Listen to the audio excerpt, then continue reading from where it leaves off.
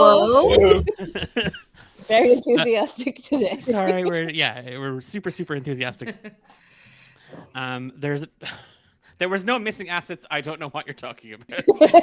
I'm just gonna put those rumors to bed. All the assets were present and accounted for in this stream because I forgot to give Emma the new old broken video.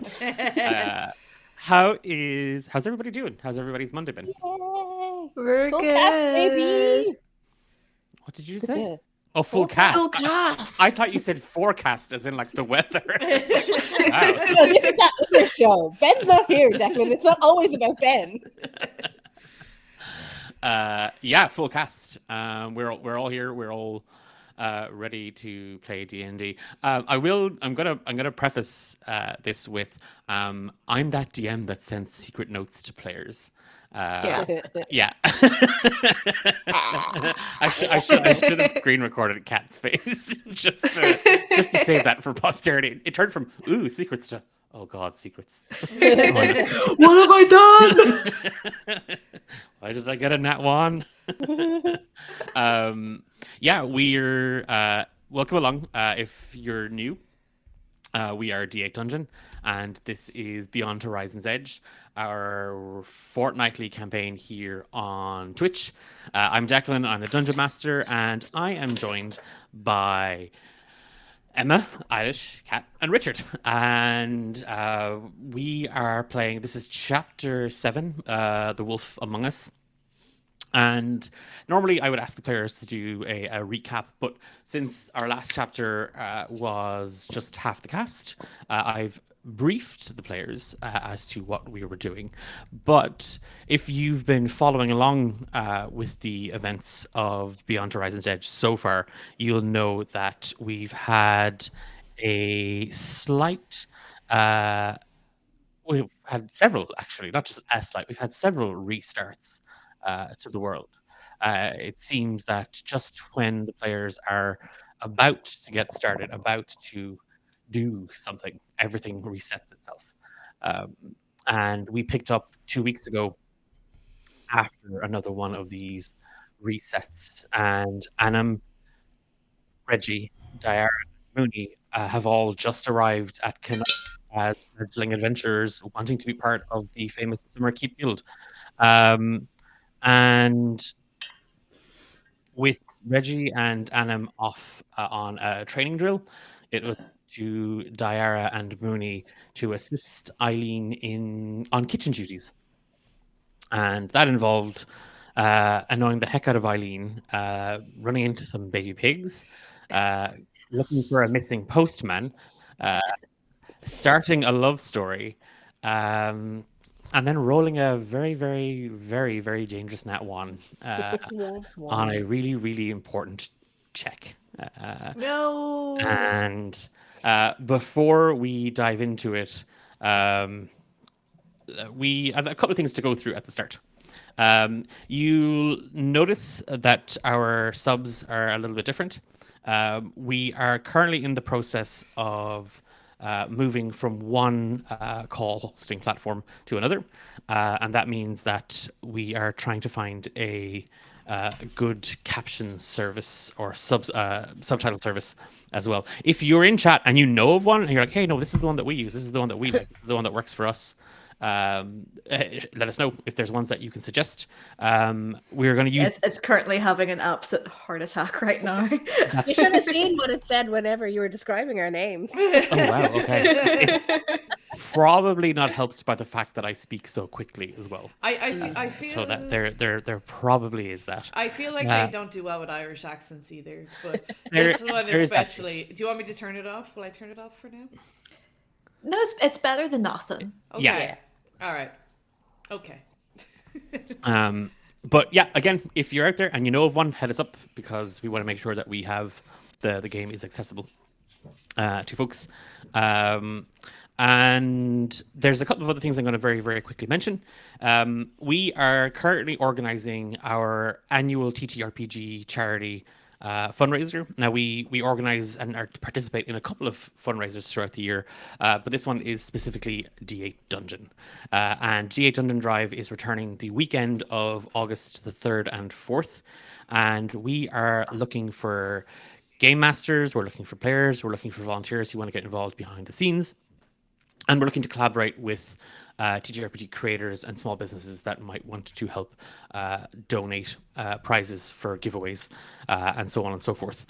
This year, we have decided to focus our efforts on a singular organization and a singular cause, and all monies raised over the 2 and a bit days will be going directly to the Palestine Children's Relief Fund. The PCRF. So all monies raised over that weekend are going directly to them. So if you want to get involved and you want to help out, you can head on over to our Discord, and there's information on how to get involved there. I will paste or lock or whatever it is, pin a notice up in the general chat for how you can get involved if you want to get involved with us there and then. The other thing to then mention is you should check out some of our other stuff. We put out, oh gosh, how many shows are we doing?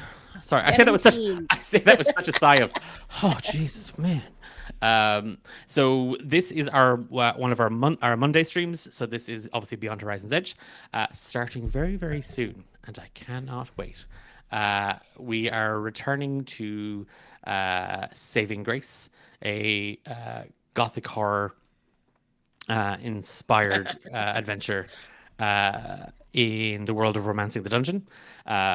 Every second Friday, there is a brand new episode of our award-winning podcast series, Romancing the Dungeon. On Thursdays, Ben and myself, Ben from Homebrew Quest, have a talk show where we discuss TTRPGs and how to get involved, how to play, how to DM, how to have fun, and just give our general thoughts and stuff. So that's this Thursday. There's an episode of that, and every other Thursday we have Random DMs, a show where we take established modular adventures from Wizards of the Coast, and we get random with them. So the DM changes every session. So last week, Emma was in the hot seat, and that was one of Emma's first times DMing, but it was also Emma's first time DMing a D8 Dungeon stream. So you could, I think, Emma, that puts you're the third person to DM a D8 Dungeon stream? Ever? Like just you, Amber? Outside of the charity streams, yeah. Just you and Amber and me? No, the other random DMs. No, Sam did a Halloween one. Oh, God, jeez, don't tell him that. Thank God he doesn't watch the streams. No, don't. He'll kill me. He'll make me give him a level. I'm the third one you give a shit about. You're making it worse. Dig up, stupid.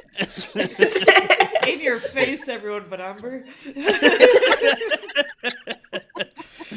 If you would like to.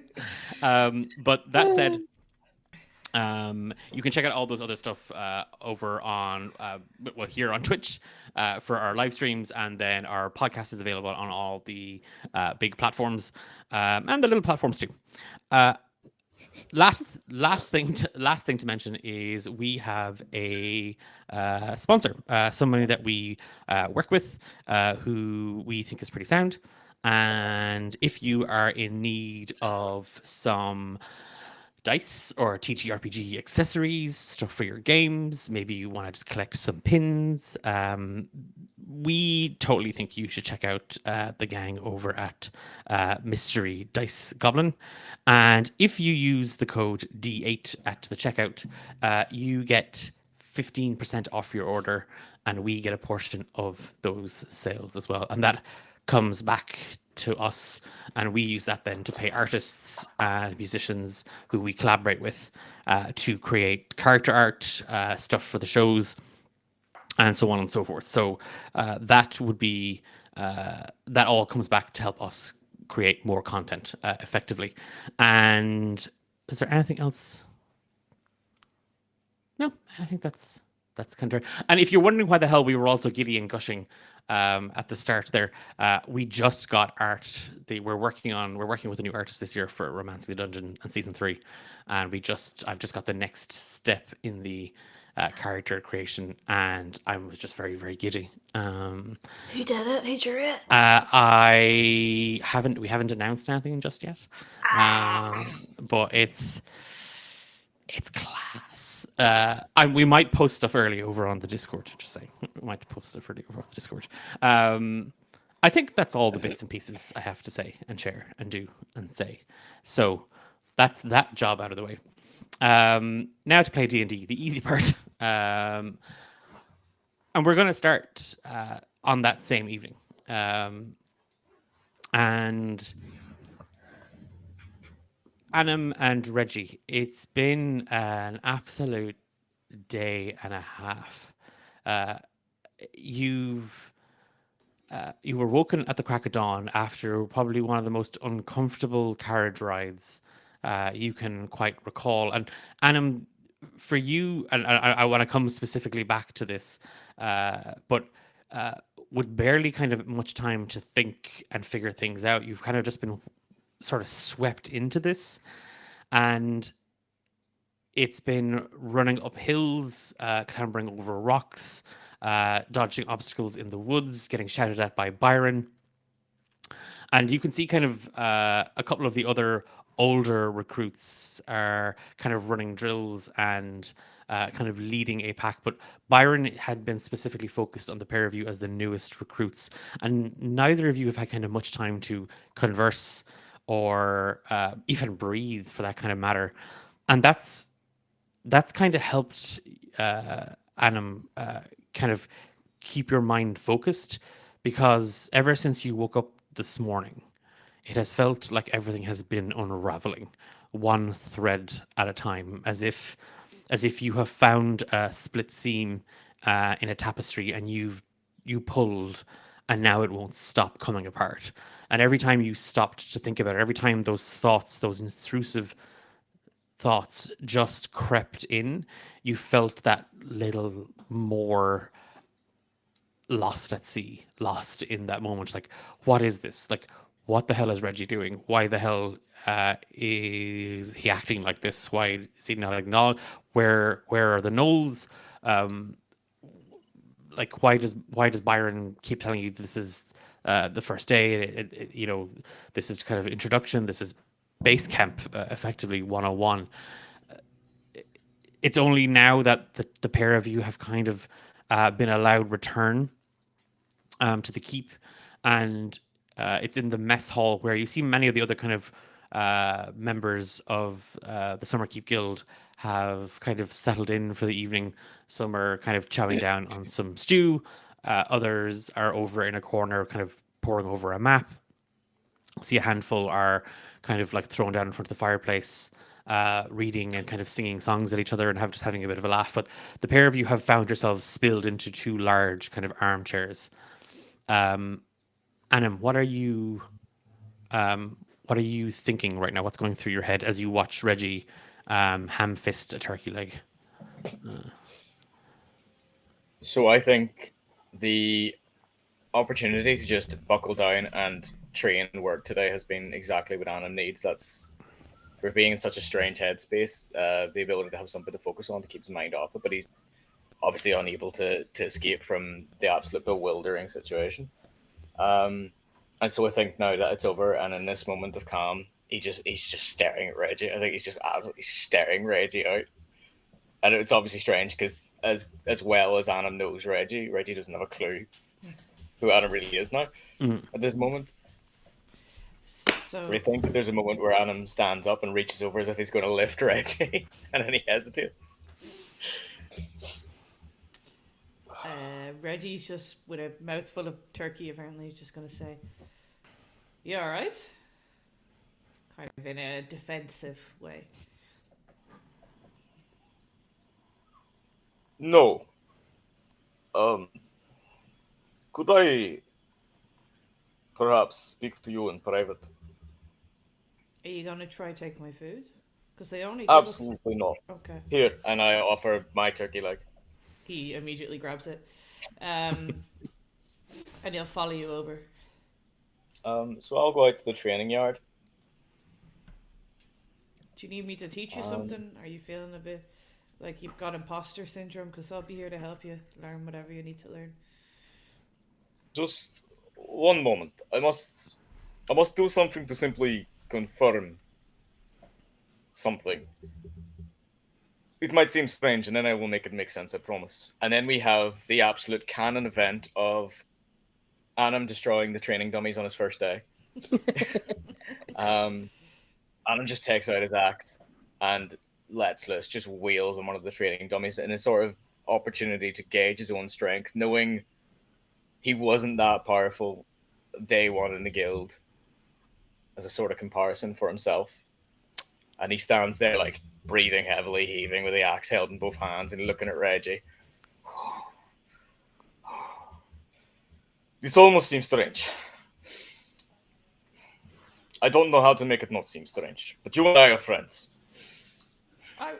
We might be at some point. Yeah, I mean, I feel like it's, friendships are built over time.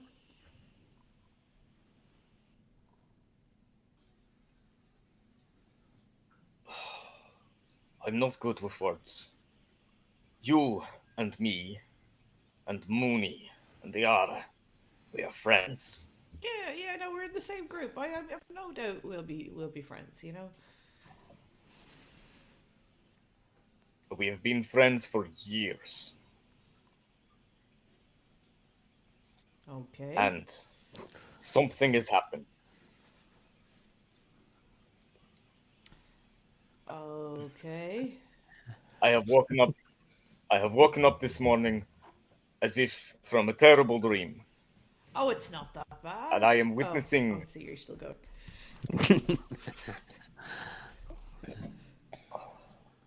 I don't know how to say it without sounding like I have lost my mind. You sound like you've lost your mind already, bud. Well then, I've been sent back in time, and I suspect you have too, but for reasons I can't tell right now, I remember, and you don't. So you're telling me, and he starts on the second leg. You're telling me, and he's waving it in his hand, that us new recruits here into Byron's Academy are time travelers. Is that right? How strong were you yesterday before you arrived here? Yeah, pretty strong. Yeah, I'm pretty strong. I'm a strong person. You have a gauge of I'm a this. strong man. You are a warrior. I am. Smash something. Okay. Hit something. See how strong you have become. Alright, he gently places the leg down. Can I try smash something, Declan? Yeah, there's half a training dummy kind of left, like kind of like one of its arms is kind of missing, and kind of like its lower half has kind of been broken, but it's still holding shape. Yeah, he's gonna try punch it. Okay, I will fix that later. you can give me an attack roll. Should I have a level 1 character for this? Yes. Okay.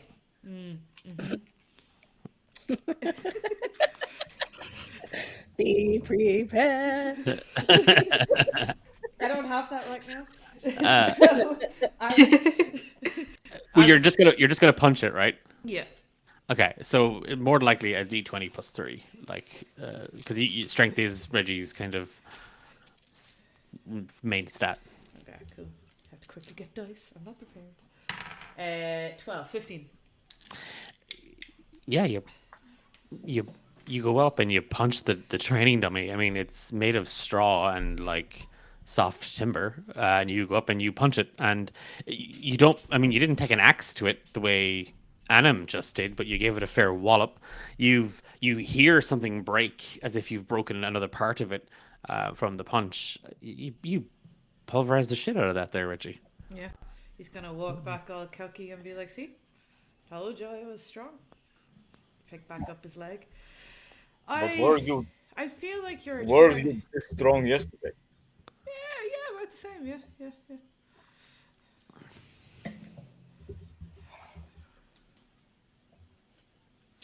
I think Arnhem just falls down into the dirt and sits with his legs crossed, trying to figure out how to explain anything when he doesn't even understand it himself. And he feels like Reggie would have understood if Reggie could remember.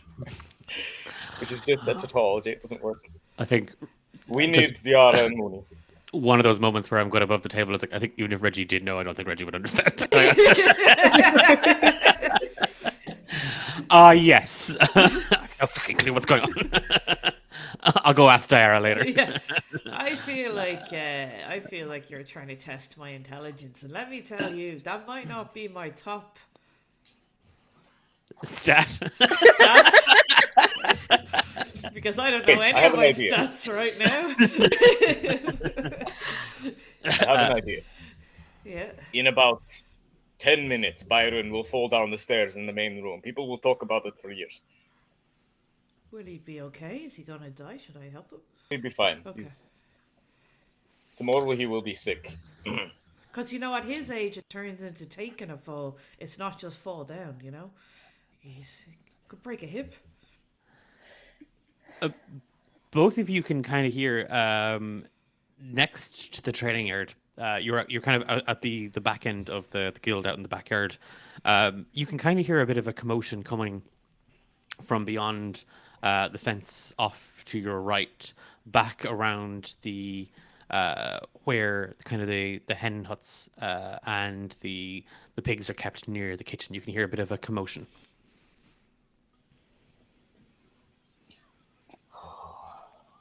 Like the animals seem quite upset. See what that is. You're gonna head over?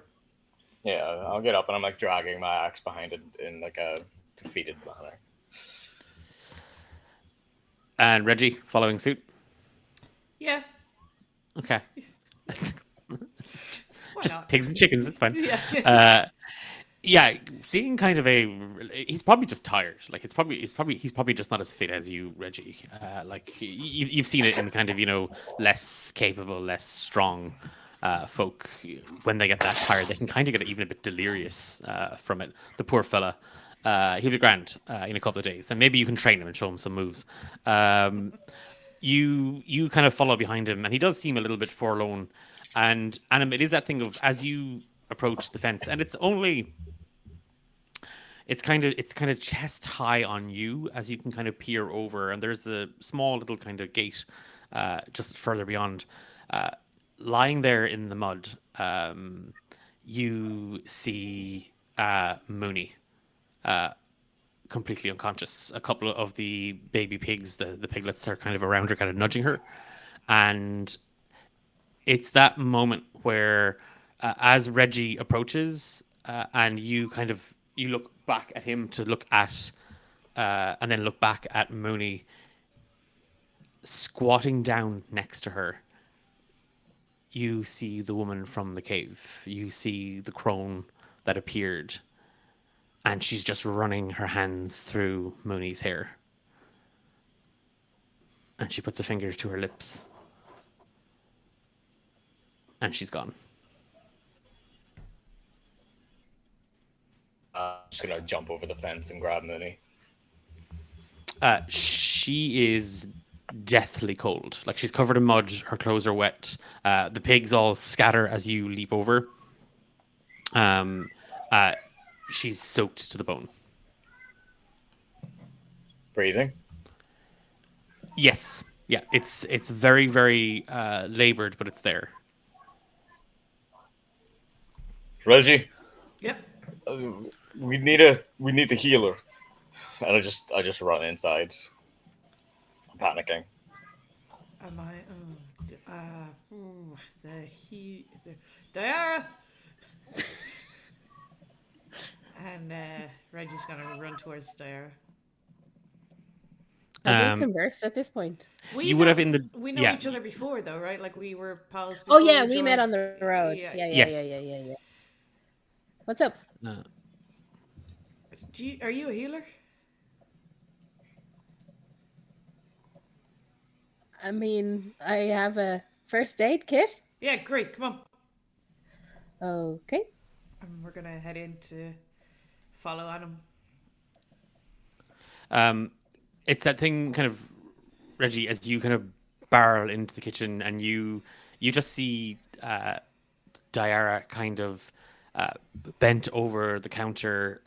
Eileen kind of showing her, like, you've kind of got her talking. And we'll yeah, we're gonna come back, actually. We're gonna go back just to that moment.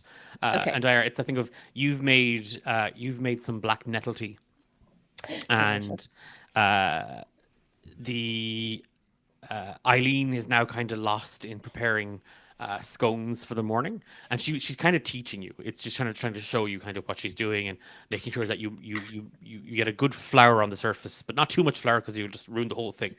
And well, since you asked, we've been courting Did now. we lose that one?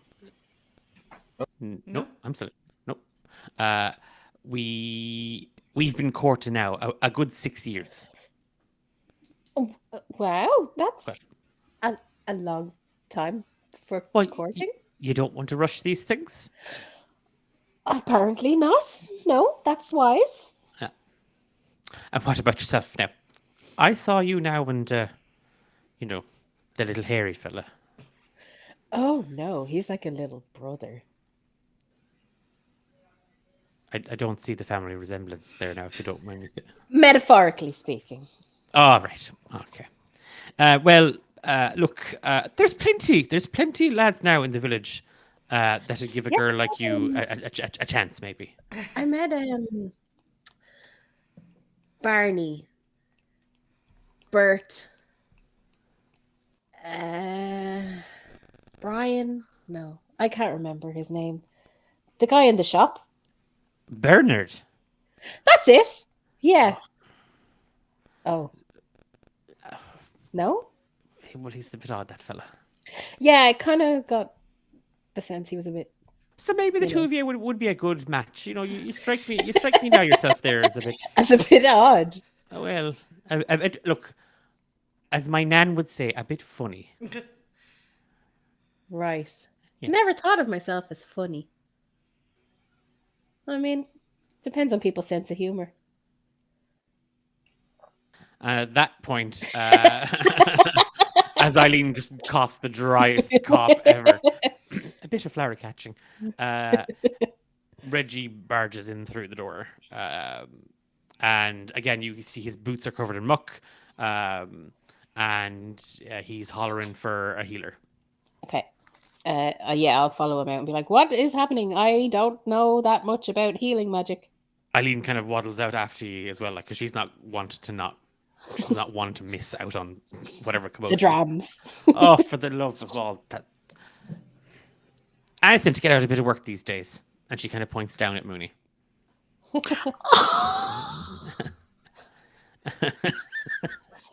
Is Mooney conscious? I'm dying. All right. Wow. I mean, that's one way to get out of work. No, Mooney is unconscious. Okay. Diara is going to cast. I can't remember what healing spell I have. Healing Cure word. wounds. Oh, here. Oh, dude, look at you with your cure wounds. Okay. And that is a 9. Wow. Wow. So you, like, why did you didn't have to roll, like, cure wounds, you just go over and touch. Yeah, but it's 4/9. Oh, 1d8 plus 3. Oh, you healed for 9. I was like, I thought you rolled to cast it. I was like, no, you just go over and you touch. Wake There. up. There we go. Yeah.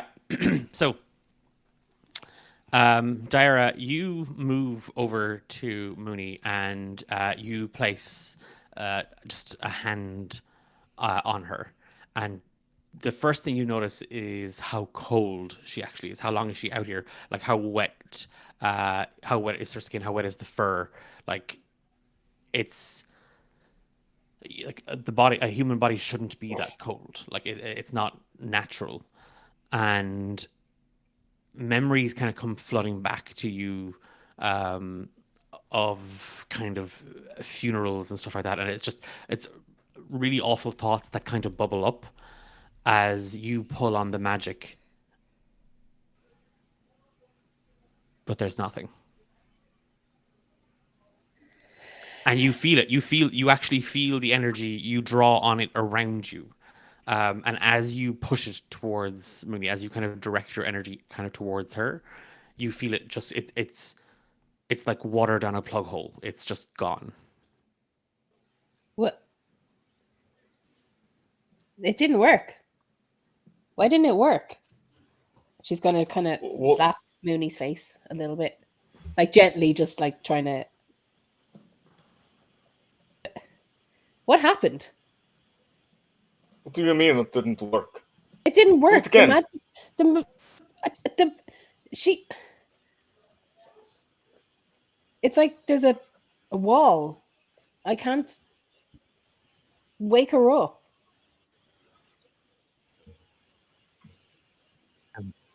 Maybe you're just not good.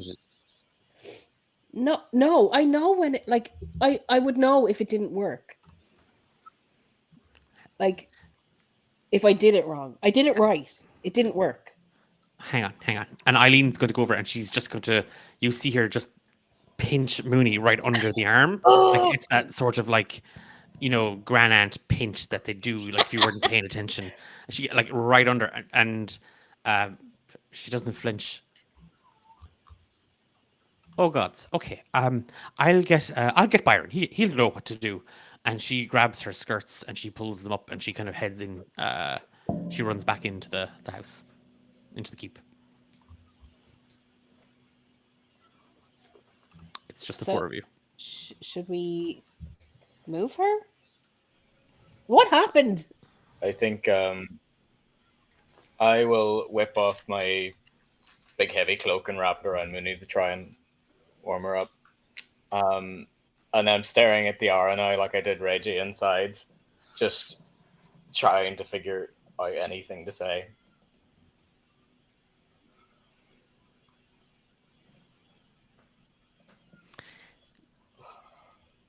I found her like this. That seems pretty suspect. You were there. Oh, that's right. I was, yeah.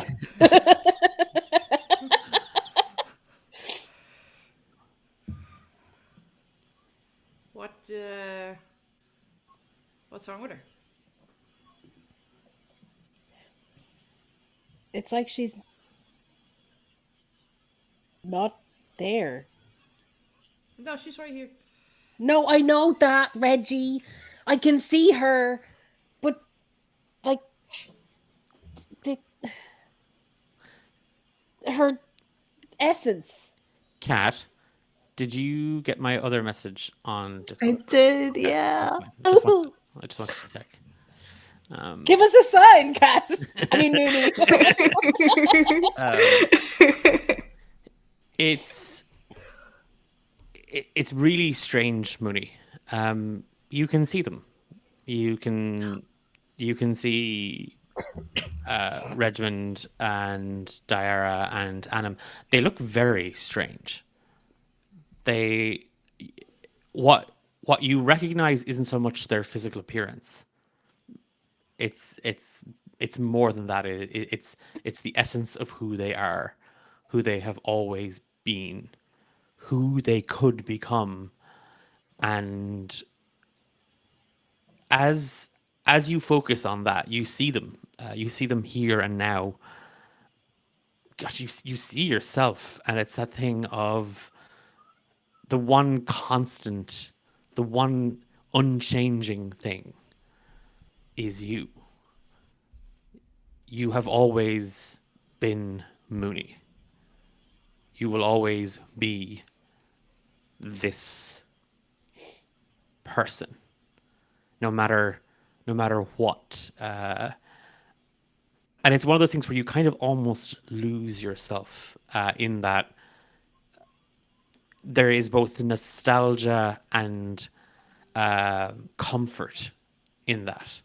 And it's just one of those thoughts that kind of bundles you up and wraps you in it. And like bundling up under a heavy fleece next to a fire, you are kind of lost in the moment.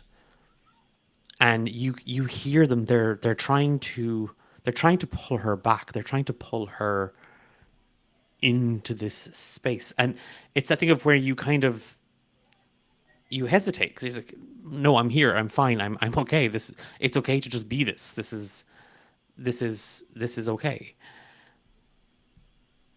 And then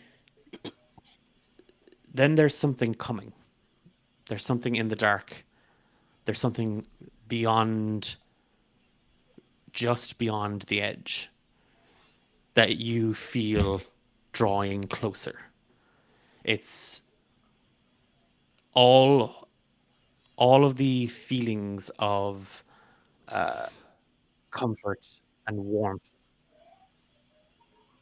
are just ripped away from you. And now you're as helpless as a small creature being stalked in the dark by something far bigger, far stronger, and you don't know where it's coming from because it feels around you.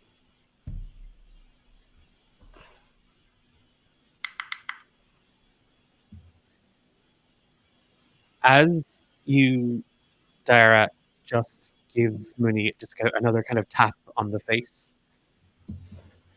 there is a moment, Mooney, where as this presence, as this feeling begins to bear down on top of you, there is nowhere to go, there's nowhere to retreat but into this space.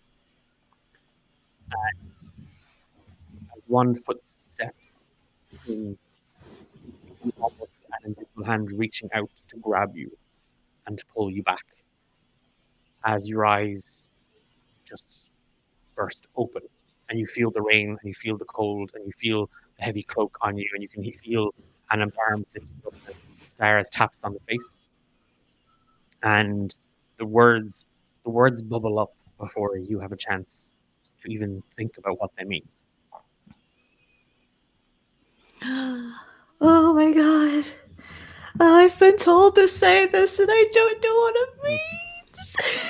Minnie's eyes just shut open, like her big little doe eyelashes, and there's just wild panic in her little eyes.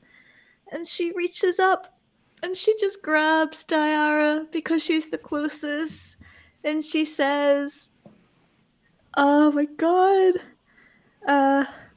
We're almost beyond his reach, beyond the eyes of the first." She says it like Minnie. I'm too nervous to get her voice out. Okay. And that's where we'll leave tonight's session. Yay! We're almost beyond his reach. Beyond his reach, beyond the eyes of the first. First what? I don't know. Oh, hello, by the way. I don't feel well. One Slams her head back in the dirt. One of the multicolored piglets has kind of come over now that you're awake, Minnie, and he has fully kind of like nudged himself into your armpit, and he's just kind of like bopping you with his snout. Minnie leans over and grabs the little piggy for warmth. I don't feel well. Mooney, do you know who I am? You're Annam. How long have we known each other? I don't know. Like, we arrived here yesterday. But what was that cavern? No. There was, like, Minnie remembers the cavern before she had her stroke, didn't she? You had a flash of a space, yes. A cavern? It didn't. You were in a cavern, and you saw Annam, but it was one of those things where everything rushed past you. It was like the memories just sped past, and it was the one that you fixed your eyes on. and not because of Annam, because of that woman. She was there as well. But you don't know if that was a memory or a dream or a nightmare or something brought on by whatever sickness is kind of. And you feel the kind of the heaviness and the coldness and the damp in your bones, Mooney. It's almost like there's a head cold coming on. I don't feel well. Where did Really, that what's lady happening? go? Get you inside. I don't know. I came out to feed the pigs, and then there was a big pig, and then there was lots of little pigs, and then there was that woman that we saw. Remember, Diara? She came and she said that the And she kind letters of weren't points in the real. direction of like, Yeah, what letters? the letters, that we went and we saved, the postman. Of course she they were said- real. I gave one to Eileen. I know they were real. I held them too, but she said that they weren't, and she said something about hope and despair, and then I fell over, and then I had a bad dream. What happened in the dream? I don't know. There was just lots of things rushing by, and then there was a big scary thing chasing after me, and I don't know. What kind of scary thing? Like, Oh, she's not dead. Oh, Byron, false alarm. False alarm now, Byron. Sorry now. You know what they can be all a bit dramatic at that age. And she's pointing over at Diara. No, look at her. Like I said, Dawson. Absolutely. She's done nothing all day, Byron. All right, up you get there now, Mooney. Go on up. Good girl. Get yourself up there. Put that pig down. I don't want to put the pig down. Come on, we'll get you inside now. We'll get some black nettle tea into Diara. Get in there and put the kettle on, and we'll get some stew into you there as well. And that'll warm you up. Like, we can't have you getting sick now. It's your first day already, and you're already trying to pull a sickie on us, huh? We're wise to you now. And Byron kind of shuffles over, and he takes your hand. Like, he literally just kind of takes your hand in his, and like he's barely up to your knee, Mooney. It's kind of the first time since this morning that you've had a chance to kind of take Byron in, and he is a short, wizened, little round halfling gentleman with what would have been kind of a. You can kind of see the same depth of red and the, like, at the very, very edges of the roots in his beard, but his hair, like on top of his head, is mostly missing. Like it's kind of coiffed over to one side, and it kind of floats about in the wind.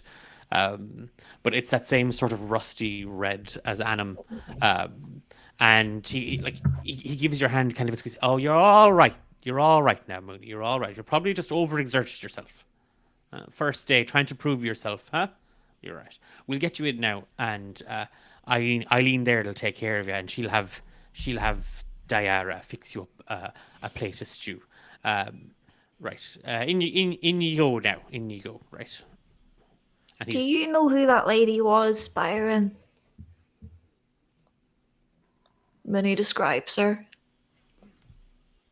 Oh, there's all sorts coming in through the village. She's probably just one of those women that lives out in the. Were you talking to her? A little bit. She was doing most of the talking, to be No. honest. See, you'll get the odd druid who's out in the woods now and is probably, imbibed the wrong mushroom now and rambling all sorts. No, I'd be best now leaving them to themselves. Well, she's like a big sorceress or something, and maybe we should mobilize or something. Right. Could you just bend down a little bit there now? And he's reaching up to put the back of his hand up against your forehead. Do you want me to get you a stool? You're really small. And Eileen just and she goes up and she gets up onto her tippy toes, and she puts kind of the back of her hand up to, well, it's hardly a fever, Byron, but I guess the girl's getting a bit delirious. Probably best now you put her to bed, and I'll send Diara up there now with the tea. Would we have a map of the island? Like, did we get like an induction pack when we joined the guild? You're welcome. have you Welcome a fruit basket? The Byron ate most of it. Your onboarding PDF has arrived. It's actually from 6 years ago. It still has, there's still a typo. No, nothing to that sorts yet. Is there something in particular that you're looking for, Adam, or trying to? I think Adam knows what he wants to say, but doesn't have the capacity to really put it into words, and would rather just have a map in front of them so he can point out where they went and just ask Byron if that made things make more sense. But without a map, there's no real way to. You can. I mean, you like, you know that there's a library. You know that there are all those things kept there. Like that there will be. There's a whole list of quests and stuff that you've done. You know where all this stuff is kept, and like there is stuff that Byron keeps in his office, but stuff like the maps and requests for aid and stuff that are always available, kind of at the front desk or just inside the library. So you can go off and go look for those bits and pieces if you want. Please wait here. I have visual aids. And I rush off to get a map. Declan, that stuff that you sent me, is that something that I should know, or is that something that Mooney has an idea about? That's something that Mooney experienced. No! that made it worse, didn't it? It was so much worse. It was like, I thought it was like, oh, Kato, here's some context for what happened. It's like, no. No, it's context too. awful context. Minnie. Oh, should I? Minnie's gonna do it. Do it. She's gonna detect magic. Please don't roll in that one. She wants to get another feel of what she felt before. Give me an Arcana check. Arcana. Okay, that'll be level 1 with my level 1 sheet. It's still +6. That's still good.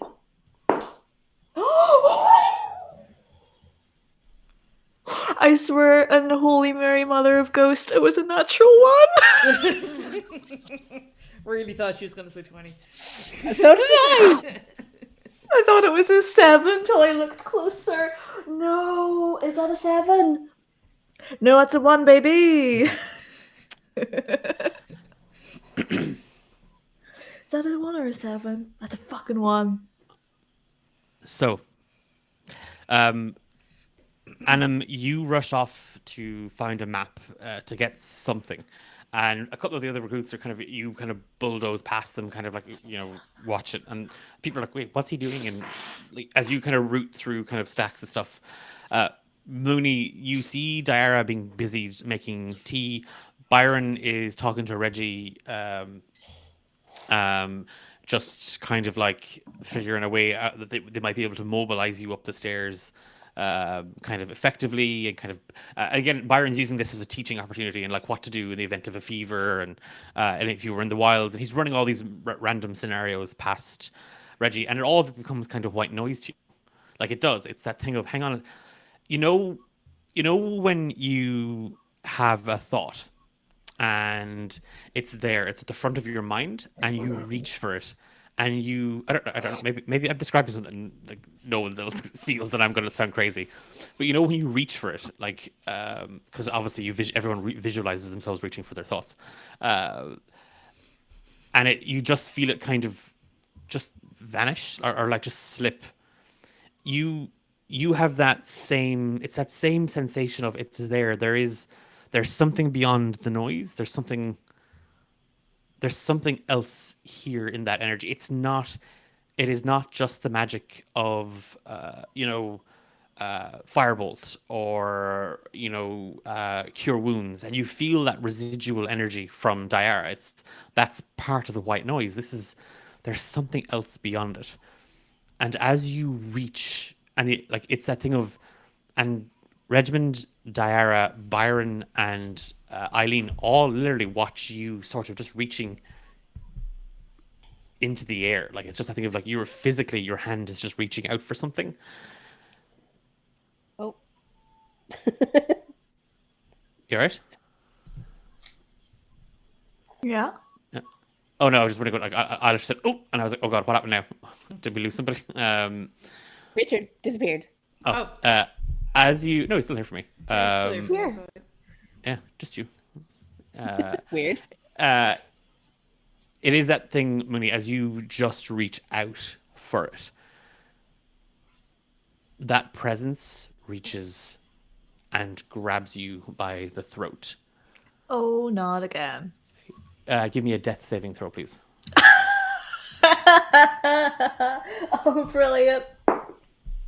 Oh, it's a natural 20. Okay. You, Regiment and Diara, you see Mooney just start choking. Like it's that thing of she is gasping for air. One hand still held up as if trying to get something, the other hand scrambling for something around her neck. And Mooney, you cannot get air in. And as this presence just squeezes the life out of you, and it's more than just death. You have felt this sensation before, and you have been close to this sensation once before. This isn't death, because death is only another step on the journey. This energy, this presence, this grip on you is trying to remove you entirely from existence. Oh. That's not It great. is trying to erase you. And as you are now being lifted, and you feel yourself being lifted, and again, Regiment and Diara, I don't know if you're intervening at this point. Byron is trying to kind of shake you, like kind of get you out of this, and Eileen is having a fit in the corner, like she's fully panicking.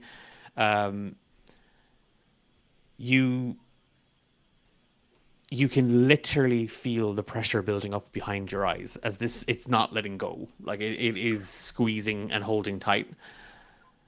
And you just see, as everything begins to go dark and that noise begins to overcome you, you just see a long, bony arm and hand wrap around you. Like you just feel like this hand take your wrist, and you just hear, there can be no hope without despair. No. And Nope. you collapse in the kitchen floor in the Summerkeep Guild. Did she say that Not out loud or again. just heard No, it? Okay. only Mooney heard that. Such positive words. Okay. Yeah. Honestly. What was it again? There's only what? There's no hope without despair. There can That there before can be at the tomb, though, right? Yes, Annam heard that. Gruen said it. Is Minnie out cold again? You are, yes, you were. I'm sorry. Nope. Wait, it's not Diara. I feel like you know when someone says, "Hey, look, there's a button there. Don't push the button." I feel like I did that to Kat. I will apologize. I feel that was a, "Hey, Kat, there's a button over there. Don't push that button." I Declan, wanted to that's see what it looks like. No, I know, 100%. I know, and I love it. And yeah, that was terrifying. Yeah, Annam, you find a map, and as you, I'm sorry. I just thought in my head of Anna running to get the map and then coming back in. And then he's on the floor. What again? yeah, He's like with the pizza. oh, somebody please make that meme and put it in the Discord. Oh god. Somebody has to put that in the Discord. You've come back with the map to see Mooney on the ground, Eileen kind of in a fit. A couple of the other members of the guild have all kind of spilled around and are all kind of poking in. And kind of looking up as you come back with the map folded under your arm. You see Byron is trying to lift with Reggie Mooney up, and a couple of the others have kind of come in to help. Again, it's a very croaked breathing coming from her. I will help get Mooney back up onto the table in a better position. And I'll turn to the bystanders who have come in, and I'll just get out. Like a couple of them are kind of, and Byron is already kind of shooing people. Perhaps it's not really time for an audience, and he is kind of, and Eileen's kind of going with them because she's not able to handle what's going on. We'll see. She's and Byron's already kind of making this. She's just very tired from the carriage. Look, we've all seen a new member, buckle in the first week. There's nothing to be looking at. And he's kind of shooing people out the door. Annam, Reggie, will you help me bring Mooney up to her quarters? Yeah, absolutely. I just want to show Adam that I'm as strong as I was yesterday, which is important to her. Dara, fetch some hot water and a small towel from the back kitchen there. Diara just like nods and heads off. It's the first time Eileen's ever seen her do something. She's told immediately. What she'll do? Committing that to Eileen's memory.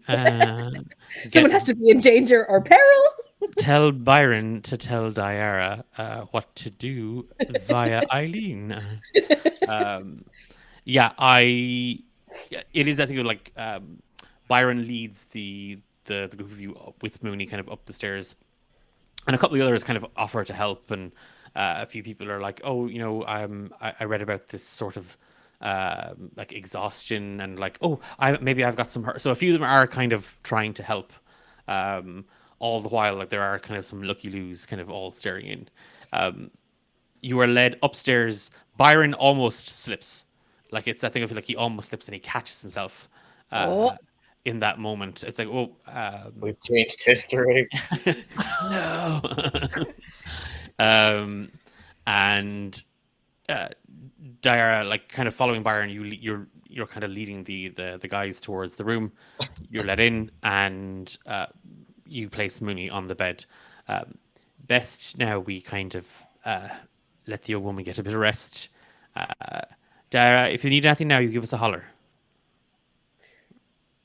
Thank you. I'll send Eileen up in a little bit, okay, with some tea and Okay. and you can bring that to my room then afterwards. Yeah. Right. Okay, lads, and he kind of Byron. A moment. Are we not carrying a body? Am I not? No, she's in the room, she's on the bed, Okay. and Diara's with her, and Byron's not trying to shoot the pair of you out of the room as well. I'm keeping vigil. Yeah. I'm gonna pull out the map Mooney. and point to. It might take me a minute to find the right place, but I trace with a finger from the village the path we followed to the cave, and I point at it, and wordlessly I just stare at Byron for his reaction. I can't imagine anyone who knows the island better than Byron, and I just feel like he'll understand. Are you all right? What is here? Do you know? What happened at the river? Something difficult and confusing I am still piecing together. It was not today. It was not recent. Perhaps you should not worry about it. Sorry. He fixes a look at the map where you're pointing, and then he Byron, yep. you know who my father is. Yes, I'm aware.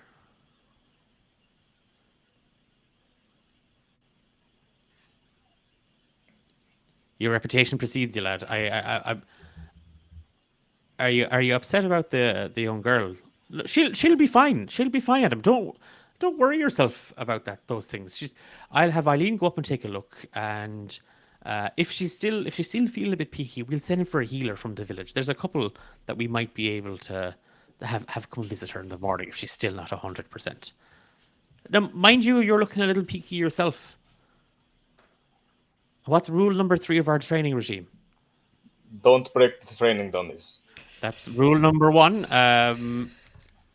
Rule number 3, as a reminder, is there's no better care than self-care, lad. So perhaps you need a bit of an early night. You've eaten? No. Right. Well, Reggie, Yeah. will you pop down to the kitchen there and grab Annam some supper, and just keep an eye on him. And like Byron kind of leans in. I don't. I can trust you to take care of that, can't I? Absolutely. You can trust me with absolutely anything. Right. Well, I'm just trusting you specifically with this one thing right now. So you take care of the lad, and I'll be available if anything. And he looks back. Give me an insight check. Good, because I've rolled up my character. Well, actually, that was for Annam, but okay. You can give me an insight check too. All right, that's a 3. He trusts you implicitly. You believe. 6. He trusts him implicitly. Your head's fuzzy, Annam. He genuinely didn't seem to know what you were talking about when you pointed at the spot roughly on the map where it happened, but it's just a lot. Like this. If this is the first day in the keep, and if your memories are correct, then he's supposed to, like, Byron should fall, and it's what everyone talks about for a couple of days. You remember it. He was injured, but now Mooney is injured. Now Mooney is sick, and maybe it's not the same. Maybe there is something wrong. Maybe there's something not right with you. Sit on the bed, trying to take everything in. Maybe I am just hungry. Yeah, let's go. I think there's more turkey. And he's gonna put an arm around him and try walk him downstairs, which at his height is probably just around his waist.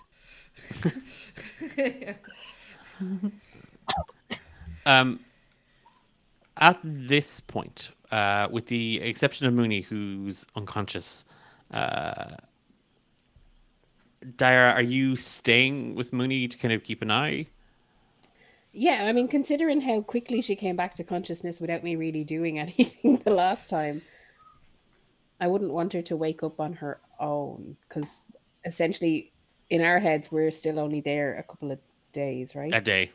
Yeah. A day and a bit. Like, yeah. I think Diara's bad, but she's not that bad. Okay. So yeah, you're just kind of keeping an eye over her. Are you doing anything in particular, or? I was gonna say, can I do but I don't have detect magic or anything, so the only thing I would be able to do is cure wounds again. So maybe if she doesn't come around in the next maybe hour or so, she'll try and do cure wounds again to see if it helps. Okay. Just kind of keeping an eye and putting that warm cloth on her forehead. You sit to yourself. Yeah, and she's gonna try she has smelling salts and stuff like that. So she'll try different other methods. She'll pinch her where Eileen pinched her, that kind of stuff. But the old medicine pinch. Yeah, tried and tested. And Eileen approved. Okay, so yeah, you were kind of fixing to keep an eye on Mooney. Reggie and Annam, are you just heading down to grab some food? Well, yes, that was his task, and he's going to do it with all the might he has. Yeah. You at this point, it is kind of later into the evening, and while there are still some people kind of socializing downstairs in the mess hall and just kind of chilling out, a few kind of cast looks in your general direction. And as you make your way into the back kitchen, you do see that Eileen is kind of slipping out the back door, just like her coat on and a shawl pulled up over her head. And I'm off now. Don't you? Hey, young fella, don't raid all of it. Yes, ma'am. Okie dokie. And she kind of she pulls the door shut. And the pair of you are in kind of the back, or are in the kitchen and the back kitchen of the store. And yeah, there's plenty of leftover food kind of sitting under tea cloths. There's kind of little honey butter rolls that she kind of spends most of the day kind of making. There's dried meats. There's some cold mash. There's not so much turkey legs. There's just bits of turkey left to one side, like sitting on a kind of a small ceramic plate. Okay. At a previous point, hadn't Diara pulled out a hidden stash of alcohol or something from the kitchen? Like on our first, was that like our Sessions ago. like at the session 0? I don't think we streamed. Was that then? We didn't stream the session 0. It was the session 0, but it's still canon. Ah, Can I Yep. just go straight for that? 100% you can. I'm not even going to make a rule for an investigation. It's clear as day, and I'm exactly where it is. And you go into the back kitchen, and it's hidden up behind some dusty old mason jars of like candied chestnuts and pickled chestnuts. There's a lot of chestnuts up here at the back of the store cupboard. And you pull, you kind of separate them out, and there is just a small dark little bottle.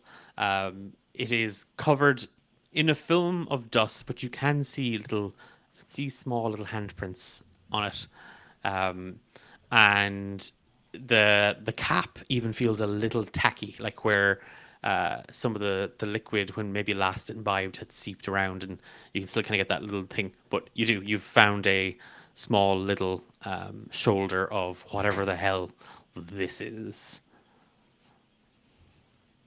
I'm going to pour a little for myself and a little for Reggie, and eat a handful of chestnuts. Reggie kind of has his back towards him. He's making a charcuterie board of sorts of all the various different things, and then he'll turn around and see the chestnuts and kind of pop them in the middle, and then go, "What's that?" Haven't seen that. Oh, Sorry, just for 1 second. Do you have proficiency with cooking utensils, Reggie? I probably not. Okay, give me a roll of a d20. I just want to see how good this charcuterie board is. That's a 12.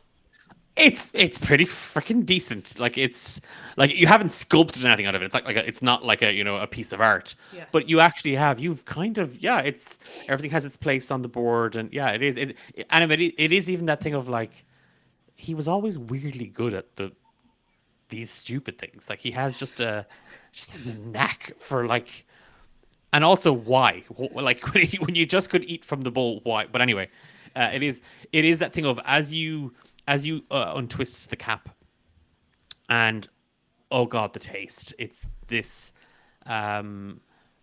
You clearly there was a label on the bottle. It is dyed a brown sticky color.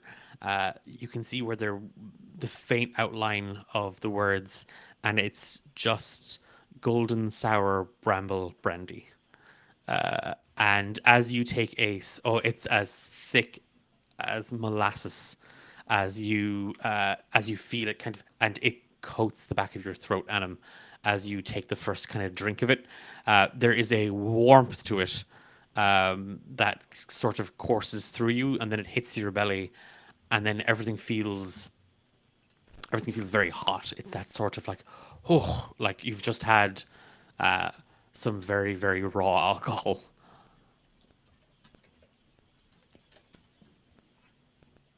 oh, Eddie wonder Byron is sick so often. Oh. I'm sorry about today, Reggie. It must have seemed very strange. Yeah, you're an odd fella, all right. Um, I'm ju- would you like me to walk you through the board? I feel like if you tried this one with this one first, the flavors really complement each other. you truly have a talent. Thank you. I will eat the charcuterie board as directed. Okay. And Reggie's gonna try some of the alcohol, and spit it out and just be like, "My gods, what? Where did you even find this?" Uh, well, you won't believe me, but we've stolen this before. Oh, why would you steal this twice? I think it will make more sense when Mooney is awake. Right, okay. Yeah, no, I'm good. I'm good for this. Thanks. And he kind of hands back the mug and says, "You know, maybe this is why you're weird." Oh, I don't really drink. This is. Yeah, well, It's been a day. I can see how this will put you off. All right. Do you, Look, you seem like you've got something heavy on your mind. Do you want to? Do you want to talk it out? Like, do you want to? Do you want to? Destroy some mannequins or? Reggie, I think a witch took over my mind and compelled me to release her from her tomb. And somehow, for some reason, this has caused us all to go back in time. And now no one but me seems to remember it, and I'm trapped in some sort of loop. What if this is not the first time this has happened? I'm scared. And I'm having memories like maybe I killed my own father, and I don't think I killed my own father. I'm pretty sure he's okay, but why do I remember it? Why do I remember so many things that are happening right now? And I take the remainder of Reggie's shot. I'm not good with words. I'm not good with emotions. I'm good with smashing things. I think the chestnut would be good with some of the dried meat if you want to try that next. That's a lot to take in. You will forgive me if I am strange today. Can I do like an inside check? Because he's trying to tell if he's just babbling drunk or telling the truth or Yeah, Yeah. you can give me an insight check. -1. That tracks. Okay, that's a 7. Maybe it's the drink. Like maybe not everybody has the same constitution as you do, Reggie, and maybe these things hit him, and maybe he was drinking throughout the day. Like you didn't have eyes on him all day. Yeah. Like maybe that's just because this fella. I mean, you only just kind of know him from arriving on Inishtarog yesterday, and he didn't say a whole pile in the carriage anyway. And Dara was looking at him funny at one point as well. So, like, maybe he's just weird. Adam, where did you travel from to come here? Checks backstory. Well, we were just outside of town, but you mean before the island. Yeah. I come from the west, or northwest, in the mountains. And do you drink a lot up there? Culturally, yes. Personally, no. My father liked to drink, and I suppose I've distanced myself from him via that. And do you think that might be what's going on with your head at the moment? Maybe you're not used to drinking as much as you are right now, you know? Reggie, did you not see the woman crouched over a moon? They are.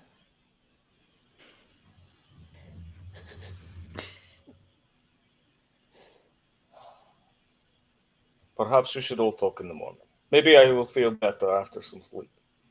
Yeah, well, you're fed now. You're watered. Yeah, let's get some sleep. I want to slap Reggie on the back and be like, embracing the idea that Reggie doesn't know any of this. I'll be like, you and I both get big when we're mad. I do get big when I'm mad, and to be fair, I do. I do too. Ah, very good. We have that in common. That's weird that you know that. Okay, yeah. Oh, sorry. And on that charming moment, I think that's where we're going to take a quick break. Yay! So grab a drink, go for a stretch. We're back in back in about 5 minutes, 5-10 minutes.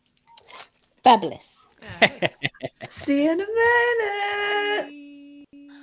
Yeah.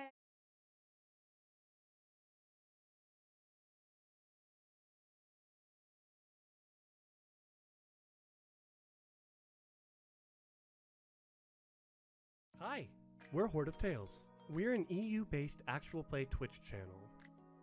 We have a long-form D&D campaign. You may note us as 1, 2, 3. 3. The The plane Plane jumpers. diver. No. Divers? How did we mess this up? And we're the new home of the EU Happy Hour. Look, I placed them down where I thought they would be. I didn't say it was right. We often have short-term flights that you can be a part of. I have never heard or read a Regency era love letter that sounded more like a booty call. It's open to interpretation. Come add to our collection at twitch.tv/Horde of Tales. Howdy, folks. Welcome to the latest episode of Sorcery Shenanigans.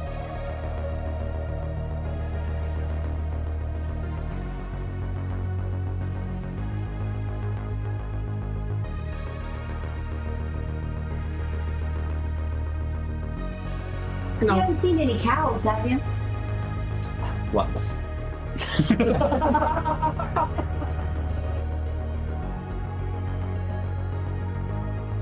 Going to cast I'm sorry in advance. I'm going to cast heat metal on the horse's bit. Oh. Believed to be Sharp. Sharp kind of pulls herself back and she's like, well, it looks like we have ourselves a game.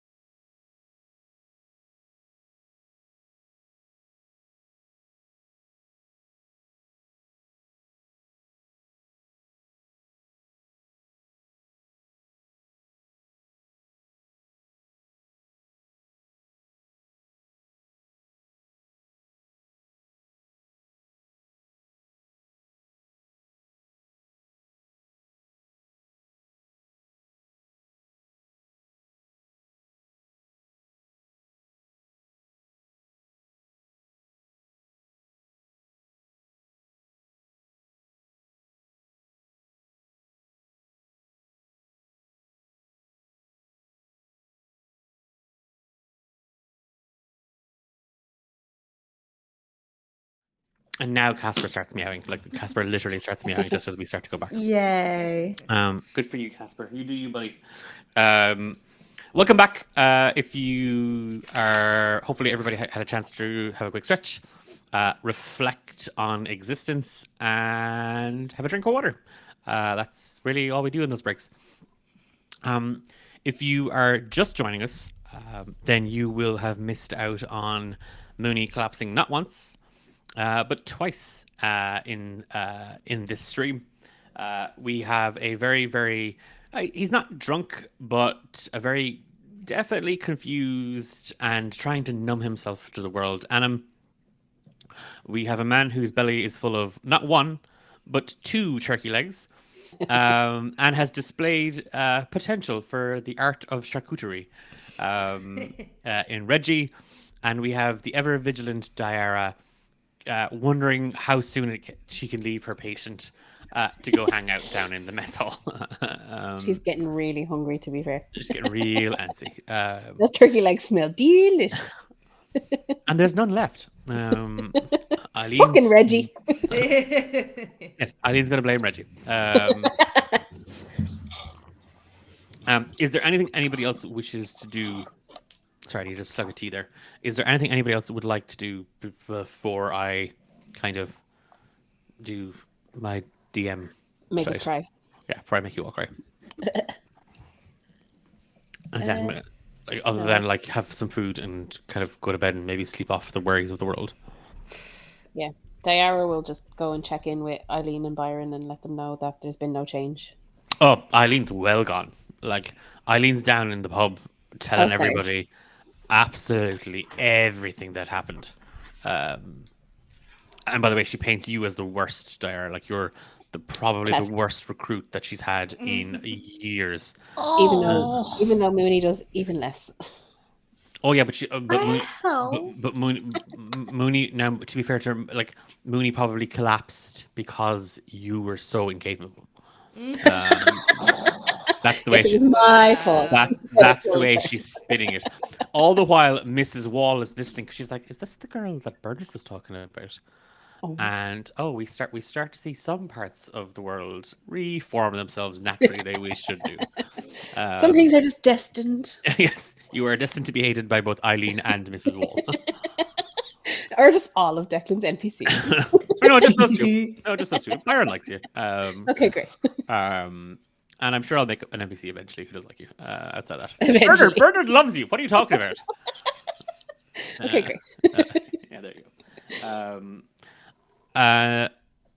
Okay. With you kind of maybe spilling down, Diara, kind of close to an hour after Mooney had come up and with no change and a kind of a fresh cloth on her head, you kind of dip out of the room to go get a bite to eat. You meet kind of Annam and Reggie sort of kind of in the main kind of mess hall, kind of just Reggie is like fiddling with the crumbs of something on a board, trying to like put it all back to place. Annam is sipping from a very small black little bottle, and they're just makes grabby hands. No, don't. Oh, come on, it can't be that bad. No, and immediately takes a swig. Give me a Constitution check. Save and throw. Why didn't I anticipate this? Constitution saving throw 11. It packs a punch. It's good. Yeah, but you do like it. It's like, oh, okay. Yeah. Oh, Reggie, you're a little dweeb. He shrugs and he's just going to say, have you spoken to this lad Annam yet? Have we lost They him? are kind of gives him a once over. Weren't you in our carriage? Yeah, but something about time. We're in time. Yeah, we are. Yeah, that's what I said. This man's off. He's off his rocker. I don't know if you can make any sense of it. What do you mean we're in time? Like living in the moment? I always feel like we're living in the moment, but I don't think that's what he means. She kind of looks at Annam questioningly. You're muted. Nope. No, it's Audio's just gone. No. Emma, did you mute him? I mean, oh. Oh, he's gone forever. Oh, no. That's because you muted him, Emma. I didn't know we could just dip like that. Hi. It'll make my NPC Beep, a beep, PC. boop, boop, bop, bop, boop. Yay! Yay! How many drinks do we think Anim's had at this point? 17. I would say, I mean, that bottle was fairly. I mean, it's only kind of a shoulder, but it was a full shoulder. That's about 500 mils for anyone outside of. Yeah, I Ireland. just realized. I was like, hang on a second. Anyone that's not from Ireland is probably going to go, oh, what? What? We measure drinks in body parts. What's a naggin? Sorry, go on. Your head. Oh, I thought it was You're your off. noggin. You're off your naggin. Yeah, naggin. Yeah, and like 3 fingers. Nope. I'm just gonna stop. That's enough. Nope. Not that kind of scream. Back to Annam, who is very much well on his way. I know all about you. You have that man chasing you constantly. You're popular in the village. I mean, yeah, Eileen hates considering I just got here. What? How could she hate me? I just got here. Give it time, trust me. Oh, I think it means she likes you, that she hates you that much. Wait, are you one of those like psychics? No, I've done this before. We all have. You and me and Reggie and Mooney. And then we go into a cave with a ghost. And I free the ghost and then we get back here, and I'm not sure. Could she do like But the same ghost.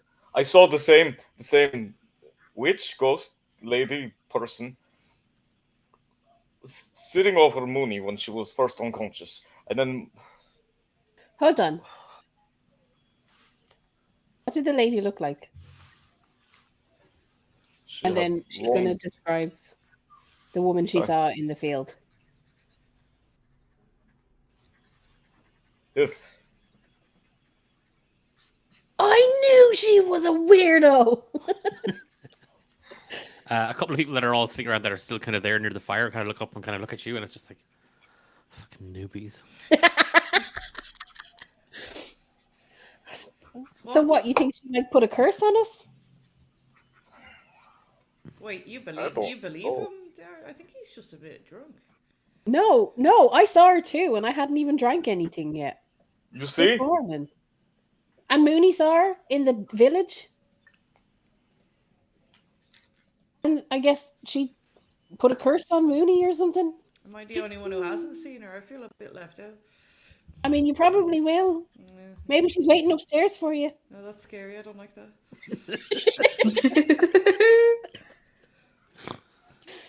What are we going to do? We have to find her. Where's the cave?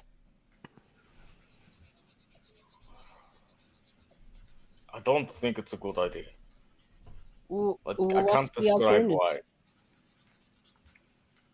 Sorry? What's the alternative? We can't wake Mooney up. I've had a lot to drink and Mooney's unconscious, and that alone means we're probably not top strength. I'm at my peak strength. Yes, of course. Of course, Reggie. Oh, it's Okay, so strong. Reggie, you wanna go upstairs and use your peak strength to see if you can find the ghost lady? No, thank you. So maybe we should sleep on it, and then first thing in the morning, we go find this cave. It has to have some answers, right? Or we get killed and sent back again. And maybe I don't remember next time. Maybe this isn't even the first time. This is confusing and it hurts my head, and I do not like it. Yeah, I can see how that would be difficult. I mean, what else can we do? I will try badly to explain what happened when I was in the cave, because obviously I was separated from everyone else. Just describing the voice, me, the badger trying to stop me. Yes, a badger comes into the middle and of the story free at some me point. and Badger. You had me until the badger. Yes, I believe I've seen the badger, and that he can talk, but he wouldn't speak to me. That's important and very true, and the real part of this very true story. You know what? That's the most believable part because I have seen that girl talk to pigs.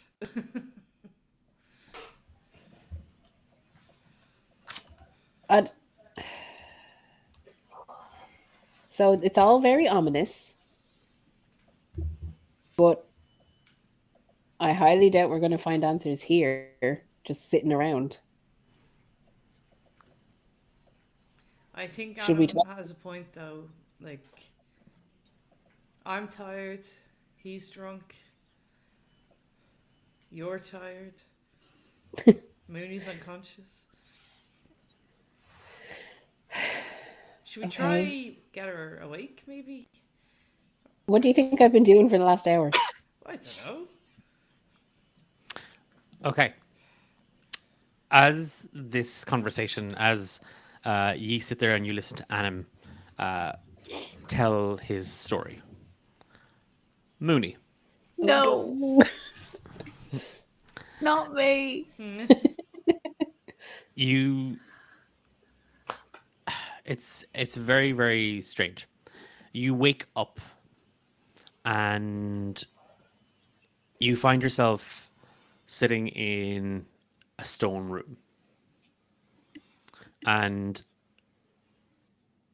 there's at first it feels very, very small, like you've kind of stumbled into a closet or a cell, a tomb. And as those thoughts kind of encroach upon you, you hear a voice just whisper, "Think bigger."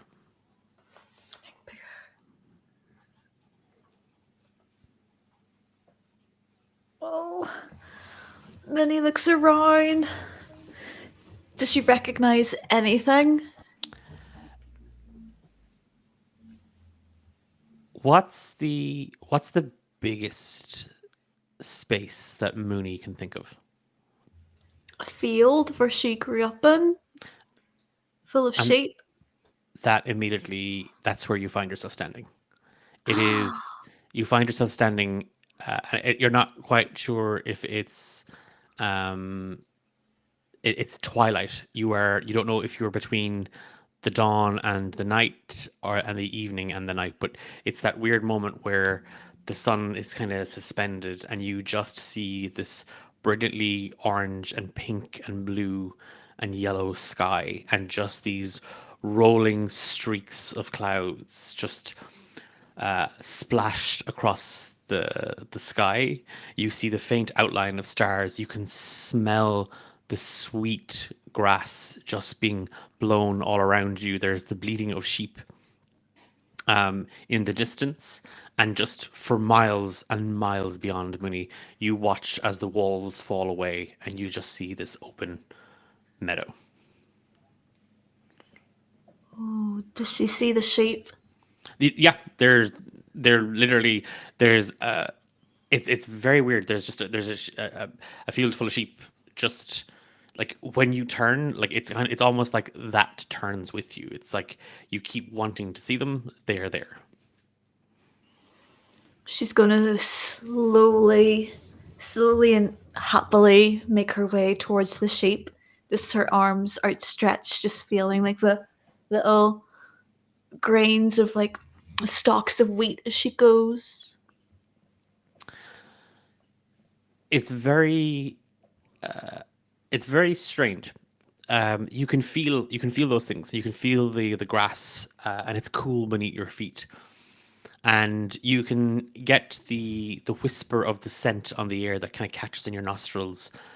You can feel sort of that it's a cold wind, but it's not uncomfortable. It's a fresh breeze. But all those feelings it's like smoke you feel it, and then it's gone, and it's like each time you think about it, you get kind of a burst of that sensation. These are only memories of sensations. These are only memories, and it's that thing of as you find yourself plodding down the field towards that field beyond with the sheep, you feel your feet moving, but you don't see yourself getting any closer to them. Does Minnie, though, know that this might be a dream or something dream adjacent? It's that thing of a lucidity comes about it, and you feel yourself, that sense of awareness. It's like waking up inside the dream for the second time, and you are not in the material plane. You are somewhere else, dream or otherwise. The way that the voice said to think bigger, can she think of something bigger than this field? Like looking up at the sky, could you just think of something as big as that? The whole thing just melts away, and you're then standing on a hill, but you're at the very top, and you can see so far below you. You can see the faint glow of the lights coming from the little houses. Across the horizon, you can see the lights coming from the keep, and you see Summerkeep. You are standing on Tree, the third of the hills in Canuck, the tallest, and here it's like you're standing amongst the stars, and you're not alone. There's slowly just climbing towards you up the hill. You see the familiar frame of an old woman just making her way up towards you. Is it the old crone that told me the leathers weren't real? Yes, again. And it's that thing of when you think of her, now she's in front of you. Oh no. Hello? You don't quite have the grasp of this yet. It'll come. Or it won't. I don't understand what's happening exactly.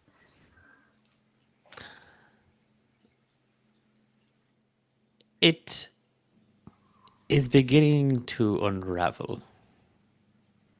Which one? Is this the real one? This, and she kind of waves her hand, and it falls to nothing. It's just black. There's just emptiness all around you. This is the space between pages. Between something and nothing. Like a book binding. Something like that. Is that what's coming apart? That and so much more. Well, if the binding of the book comes apart, it's pretty much the end of the book. And yet the pages remain. I know, but they're all out of order, and it's just like I can rebind them, but I don't know how to do that. I need like animal glue, but I don't really want to have that conversation with them. You already tried. I know, but I don't like talking about that. I mean, Sapra still hasn't. Wait, that hasn't happened yet. No, I just got there yesterday. I'm not speaking of the existence you and the others find themselves imprisoned within. What, you mean imprisoned? Oh, we're not finished. I speak of your failed attempt to remake all of this before. You failed. And this is your punishment. What did I do? Whatever I did, I didn't mean to.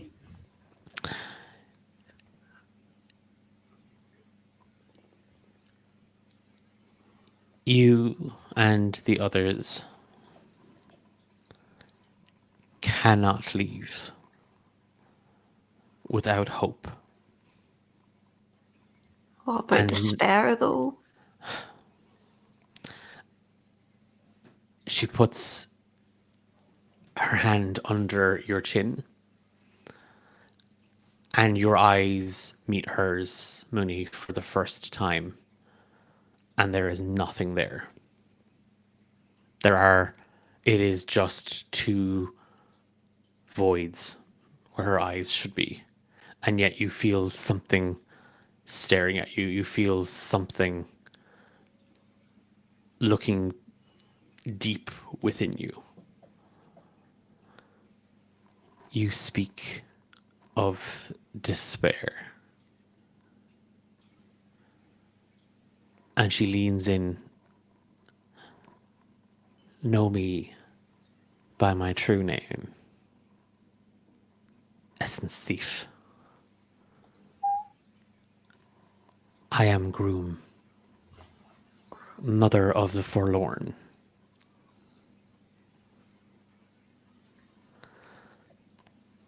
You must find hope. Without her, I am a shell of myself.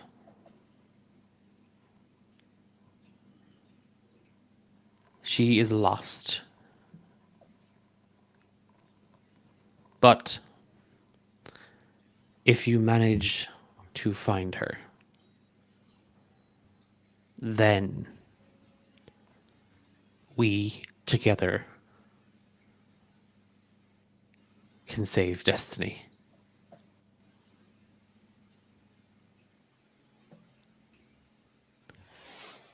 Where is she?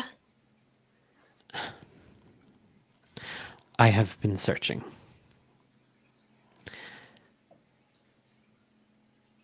The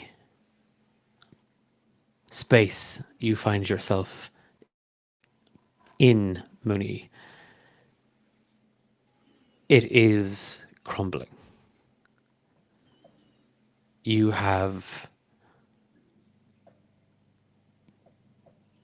The magic is old. It is wearing. It is not without its weaknesses.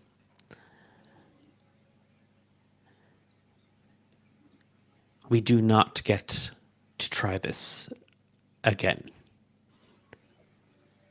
Should you fail, then we are trapped. And then we are gone. But you've said I failed before. Like, what did I feel at? What do you mean, essence thief? I've never stolen a thing in my life that's important or was noticed to be missing.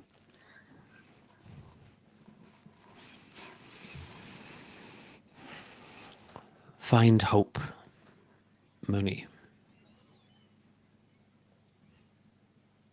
And then you will remember so much more. Alright. What did I forget exactly?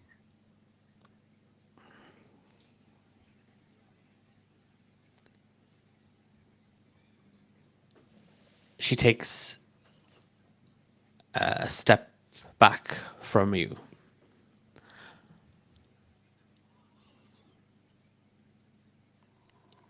You've forgotten that you, the quiet rage, the unforgiving heart, and the broken blade almost destroyed the world.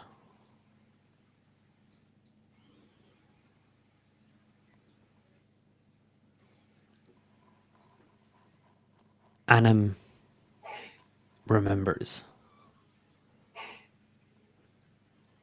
The others do not. Should they gain their memories before hope is free?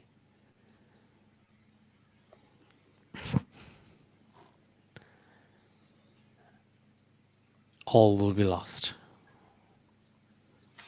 But you said Annam remembers. He remembers how he nearly destroyed the world. Annam remembers so much of his life in this space. He doesn't know everything. He can't. You cannot tell them at all. Not until we find hope. And Mooney, Yeah. to find hope, you must take something from them. From my friends. And at that point, Oh no. Diara, Regiment, and Annam, you've kind of opened the door, and you can, you see Mooney sat upright, still asleep, talking to herself.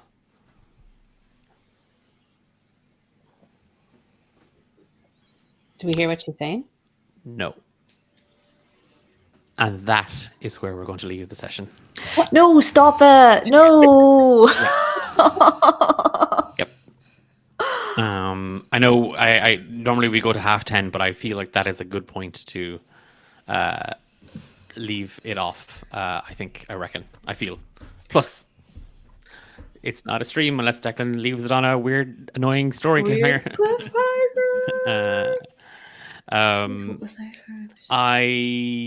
We're gonna leave it there. Thank you so much to Emma, Eilish, Kat, and Richard. I am actually going to do something that I have not done in some time. It's a thing that I said I was going to steal from Omar from A Tale of D20s, and it's a sort of stars and wishes. I don't know. Have we done? We think we started doing it, but we didn't continue it. So I'm going to revive it, and we're going to go around, and I'm going to ask you to.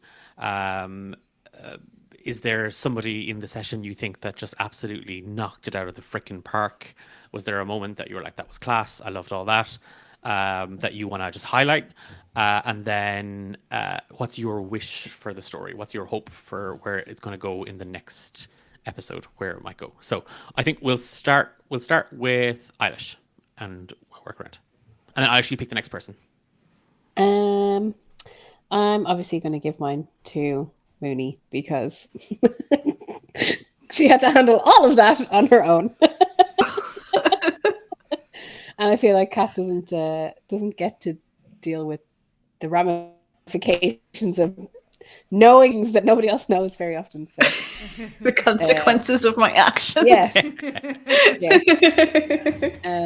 My wish for where the story goes. Oh God, I wish. Or just what happens next. Like, yeah. I wish for us to find the old lady, but not die.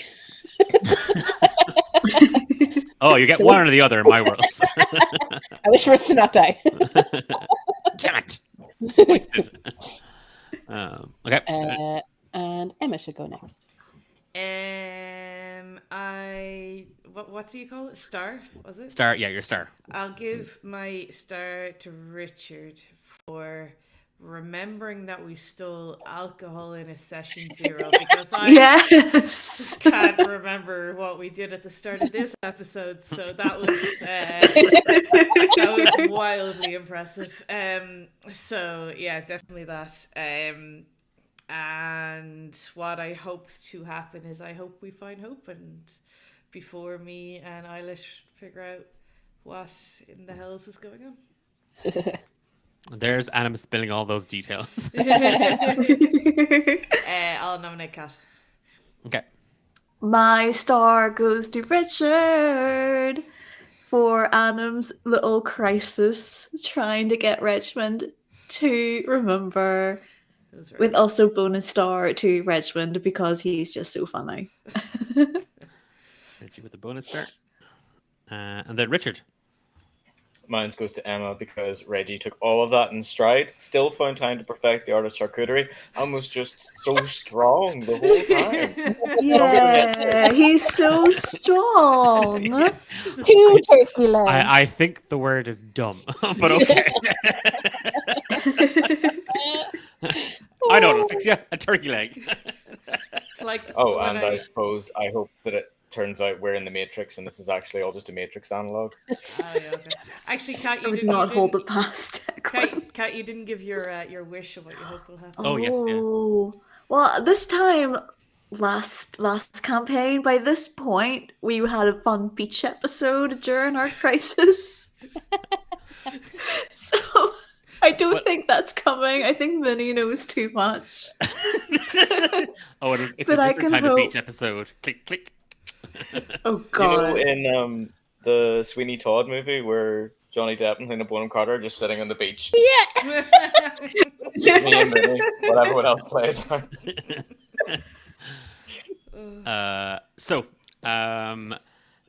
Technically, we've got 1 star for Mooney, 2 for Annam, 1 for Reggie, and a bonus star for Reggie.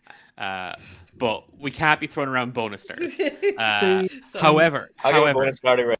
the way I'm actually so that technically means Annam, you have a point of inspiration. But it's not typical D&D inspiration. That just kind of it's there. This is one of those you can use that inspiration against me as much as you can give yourself something. So if you're like, I rolled a nat 20 in combat, you can go, no, you didn't, because remember that star point I have. Oh my gosh! You can re-roll that again. So this is a little bit more powerful. You can hold up to 2 of these at any one time. So that's one of these. Collaborative storytelling. I would just like to remind you all, it is collaborative storytelling. Ruining Declan's life. Get him. But I do want to make mention of just how absolutely awesome I thought you all were tonight. So I'm giving everybody a session inspiration. Oh my god! I'm not giving you levels. I'm just giving you points of inspiration. Which, the way I run D&D, is basically a level. But no, you're all getting a point of inspiration, and that's normal D&D inspiration. So all of you can add that to your character sheet. This was Beyond Horizon's Edge, and I am a very, very lucky DM. Because I get to play with Emma, Eilish, Kat, and Richard, who every session absolutely knock it out of the park, and let me run absolutely amok with creepy old ladies who are cryptic as shit. And that's just the old ladies that work in the kitchen. That's just. This is Beyond Horizon's Edge. And you are watching a D8 Dungeon stream. We are a group of TTRPGers from Ireland who just absolutely freaking adore telling stories. It's like the best thing in the world. And we get to do that here on Twitch a couple of nights a week. And we get to do that over with our podcast series, Romancing the Dungeon, every second Friday. A new episode out this Friday. And I am it's a fun thing to do. If that sounds like your cup of tea and you'd like to know more about us, you can follow us on all social media platforms as D8 Dungeon. You can check out our Discord community, and I've just popped the link into chat there. And you can hang out with some of the coolest people on the world. And this not for the players. If there's anybody in chat and you're on our Discord server, I will give you a point of Declan inspiration, which is transferable into your games, and I will fight your DM. First person to make that meme of Annam with the pizza map gets a point of DM inspiration from me. And also not applicable to Ben, specifically just Ben, because he will use it for wholesome good reasons. No Bens allowed. No Bens allowed. But we're currently organizing this year's D8 Dungeon Drive, a 2-day TTRPG fundraising event. Looking to raise money for this year. We're focusing our efforts in raising money for the Palestine Children's Relief Fund. So from the weekend of August 3rd and 4th, we'll be playing games that whole weekend, and you can get involved as a player, you can get involved as a GM, you can get involved as someone donating a prize. You can get involved just by watching. And if you have any spare money left over, and you want to make a donation, we'd appreciate that too. But for more information on that, do check us out on social media. Head over to the Discord server. There's an application form if you want to get involved. I'm going to pop it up again in the general chat right after the stream. And that's kind of everything from me on my end. I do want to see if we can drop in and raid. So someone tell a fun anecdote while I go raid a channel. Blah blah blah blah. Oh no! Did we lose Eilish? Oh wow! Eilish is like, okay, peace out. I'm done. I'm not improving any conversation with anybody. Wow, Eilish. I had mine. Yeah, exactly. I'm done. It's almost time for QCon. I'm gonna be at the Artist Alley. Oh, are you? Come see me and say hi. And buy some art from Kat. What dates are that again, Kat? The 15th and the 16th of June. Okay, nice. Amazing. I will also be at the pub all night. Nice. Drinking lemonades, having conversations. Yeah. Can vouch for Kat in the pub. Always great crack. Yay! We're gonna go and join the raid for Girls Run These Worlds. Hell yeah! And you should check them out on social media. Raid. Okay, I'm gonna start the raid. Emma, do you want to roll up the credits and I'll start the raid? Yeah, 3, 2, 1, bye. Bye.